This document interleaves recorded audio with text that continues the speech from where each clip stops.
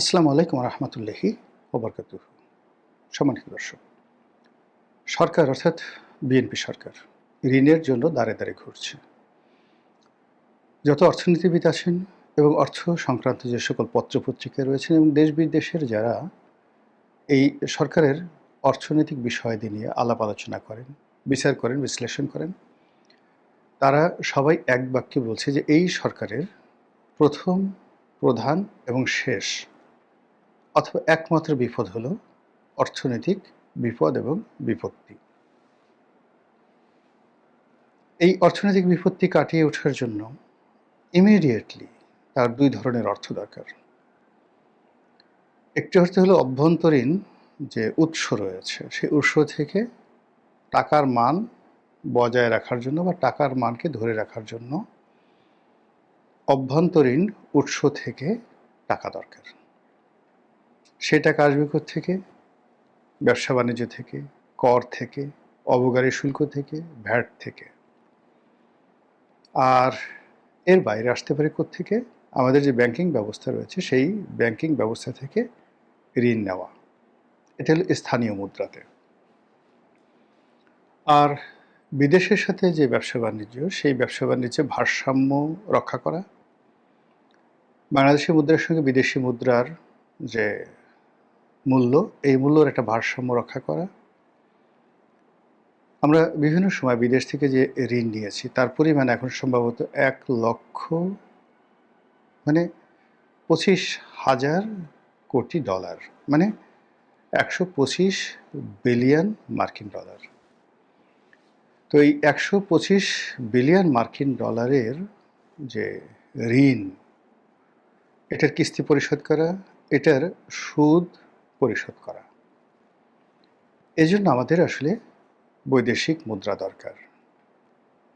এখন সেই বৈদেশিক মুদ্রার কোনো অবস্থাতেই এখন ৩৫ বিলিয়ন বা ৩০ বিলিয়ন ডলার আছে, এটা সমস্যা না। সমস্যা হলো এই ট্রানজ্যাকশনটা নিয়মিত হওয়া দরকার।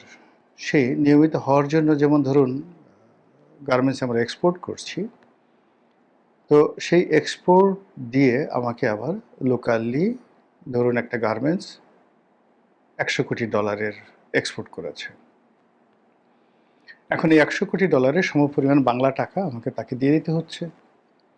আবার এই সমপরিমাণ টাকা যেগুলো সে বিদেশ থেকে এলসির মাধ্যমে পণ্য আমদানি করেছে সেটার পরিশোধ করতে হচ্ছে। ফলে এখান থেকে আসলে তার যে লাভ, সেটা বৈদেশিক মুদ্রায় লাভ নয়, এটা ট্যাক্স, ভ্যাট, এআইটি এই সংক্রান্ত যে আয় করেছে সেই আয়টা স্থানীয় মুদ্রায় কাউন্ট হবে, বৈদেশিক মুদ্রায় কাউন্ট হবে না। স্থানীয় বাজার থেকে বৈদেশিক মুদ্রা কিনে নিয়ে ব্যাংক রিজার্ভ করে, কিন্তু এটা একটা জটিল বিষয়, যেটা এখানে বলতে গেলে আরও সময় দরকার হবে। ২ নম্বর হলো যে এই বিদেশ থেকে আমাদের যে ফরেন কারেন্সি আসছে, রেমিটেন্স আসছে, এখন ধরুন মাসে ২ বিলিয়ন ডলার এলো, বছরে ২৫ বিলিয়ন বা ৩০ বিলিয়ন ডলার এলো। এটা বাংলাদেশ ব্যাংক এটা রেখে এটা সমপরিমাণ অর্থ সে করে কি সেন্ট্রাল ব্যাংক থেকে বা শিডিউল ব্যাংক থেকে যাদের নামে এই টাকা পাঠানো হয় তাদের অ্যাকাউন্টে ট্রান্সফার করে। আচ্ছা, তো এই টাকাগুলো দিয়ে সে করে কি ব্যালেন্স অফ পেমেন্ট করতে পারে, কিন্তু যেই জায়গাগুলোতে ভর্তুকি দেওয়া দরকার হয়, যেমন ডিজেলে ভর্তুকি দেওয়া হচ্ছে, সারে ভর্তুকি দেওয়া হচ্ছে, কৃষিতে ভর্তুকি দেওয়া হচ্ছে, এরকম আরও অনেক ভর্তুকি দেওয়া হয়, এই ক্ষেত্রে বিদেশি মুদ্রার দরকার হয়। আর যেগুলোতে মানে যে সকল ভর্তুকির সাথে আসলে বিদেশি মুদ্রা জড়িত, তো ওখানে কি হচ্ছে, ব্যালেন্স অফ পেমেন্টে ওখানে যে একটা ডেপ্রিসিয়েশন থাকে, অভাব থাকে, সেই অভাবটা পূর্ণ করার জন্য আমাদের এখানে কি করতে হয়, এই যে রেমিটেন্স আসছে, এক্সপোর্টের যে যাকে বলা হয় আমাদের লাভ হচ্ছে, তারপর বিদেশ থেকে যে লোন পাচ্ছি, এগুলোর মাধ্যমে একটা ফান্ড তৈরি করতে হয়, যে ফান্ড দিয়ে মূলত আমাদের এই যে ব্যালেন্স অফ পেমেন্ট বিদেশি মুদ্রা থেকে স্থানীয় মুদ্রা আর বিদেশি মুদ্রায় যে সকল পণ্য এবং সেবাতে আমাদের ভর্তুকি দিতে হচ্ছে, সেইগুলোতে ব্যালেন্স অফ পেমেন্ট করতে হয়। তো সেই সকল ব্যালেন্স অফ পেমেন্ট করতে গিয়ে এই মুহূর্তে ডলারের মারাত্মক ক্রাইসিস, আর স্থানীয় মুদ্রার ক্রাইসিস আরও বেশি। এখন সরকার এই পরিস্থিতি সামাল দেওয়ার জন্য যদি ঘন ঘন মুদ্রা ছাপায়, টাকার মূল্য এমন পর্যায়ে চলে আসবে যে 1 কেজি চালের জন্য হয়তো আপনাকে 1 কেজি টাকা দেওয়া লাগতে পারে। এরকম বহু ঘটনা, জার্মানিতে এই ঘটনা ঘটেছে। প্রথম মহাযুদ্ধের পরে জার্মানির মুদ্রা, এটার মূল্য এমন পর্যায়ে কমে গেল যে পণ্যের বিনিময়ে ওজন করে টাকা দেওয়া হতো। এরকম একটা অবস্থা তৈরি হয়েছিল। সেই অবস্থা কিন্তু এখন বাংলাদেশে যে হবে না, এ কথা বলা যাচ্ছে না। তো এই যে পরিস্থিতি, এই পরিস্থিতির জন্য আপনি যাকেই দায়ী করেন, মানে আওয়ামী লীগকে তো অবশ্যই দায়ী করতে হবে, বিকজ 17 বছর ধরে তারা এই অর্থনীতিটা চালিয়ে আসছিল। এবং সেই সময়টিতে অর্থনীতির যে কয়েকটি সূচক, সেই সূচকগুলো ফুলিয়ে ফাঁপিয়ে দেখা হতো, যেমন জিডিপি। তো জিডিপিতে তারা প্রচুর পরিমাণ হাঙ্কি পাঙ্কি যেটিকে বলা হয়, গোঁজামিল দিত। তারপর তাদের যে বৈদেশিক মুদ্রার রিজার্ভ, এখানেও প্রায় $10 বিলিয়ন হিসাবের গরমিল ছিল, এবং এটা এখনও পর্যন্ত সরকার টেনে যাচ্ছে টিল নাও। এখন সরকার বলছে 35 বিলিয়ন বা 33 বিলিয়ন ডলার আছে আকুর পরিশোধ করার পর, কিন্তু যদি ওই $10 বিলিয়ন বাদ দেয় তাহলে আইএমএফের হিসাব অনুযায়ী $22 বিলিয়ন বা $21 বিলিয়ন থাকে রিজার্ভ।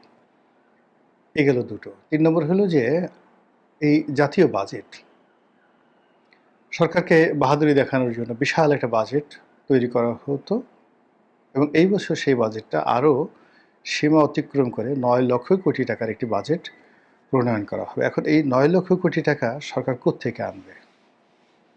তাদের ঋণ করে বিদেশ থেকে আনতে হবে একটি অংশ, ট্যাক্স কালেকশন করতে হবে আরেকটি অংশ, আর স্থানীয় ব্যাংক থেকে লোন নিতে হবে, এবং কেন্দ্রীয় ব্যাংক সেই বিভিন্ন রকম বন্ড ছেড়ে সরকারকে কিছু টাকা ঋণ দেবে।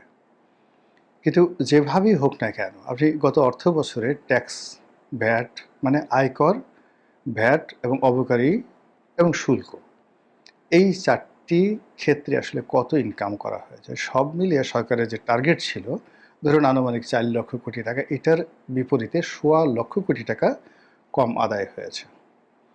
এই বছর যে লক্ষ্যমাত্রা যদি 5 লক্ষ কোটি টাকা দেওয়া হয়, তো যেখানে 4 লক্ষ কোটি টাকা লক্ষ্যমাত্রা অর্জন না করে যেখানে 125 কোটি টাকা, 1,25,000 কোটি টাকা কম আদায় হয়েছে, সেক্ষেত্রে চলমান অর্থ বছরে যে অর্থনৈতিক মন্দা, শিল্প কলকারখানা যেভাবে বন্ধ হয়ে গেছে, আয়কর যেভাবে একেবারে কমে গেছে, সরকার প্রাণান্ত চেষ্টা করবে গ্রামে গঞ্জে ছড়িয়ে পড়ার জন্য, ওখানে হাহাকার তৈরি হয়ে যাবে।